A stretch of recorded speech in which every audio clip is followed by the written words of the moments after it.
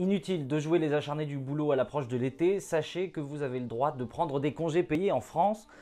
Alors je ne vais pas vous faire un énième cours d'histoire à la sauce 1936 et Front Populaire, on va parler ici des modalités de prise de ces congés payés pour profiter au mieux de votre temps libre.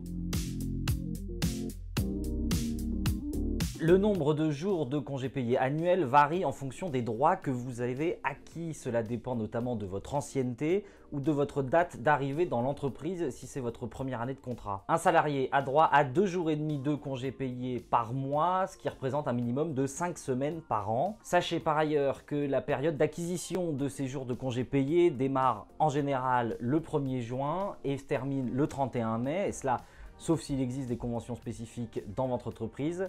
Sachez également que vous ne pouvez pas renoncer à ces jours de congés payés en réclamant une rémunération supplémentaire à votre employeur.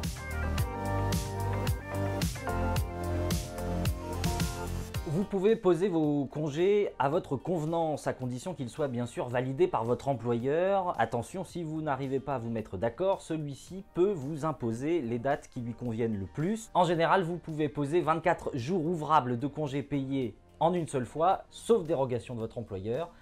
Sachez par ailleurs que vous êtes obligé de poser au moins 12 jours ouvrables entre le mois de mai et le mois d'octobre.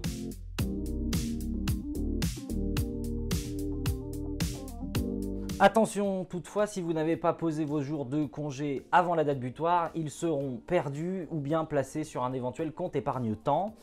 Sauf si vous parvenez à prouver que votre employeur ou votre responsable ne vous a pas laissé les planifier. Enfin, sachez également que vous pouvez cumuler vos RTT et vos congés payés. Il est d'ailleurs préférable de poser en priorité les RTT que vous avez obtenus.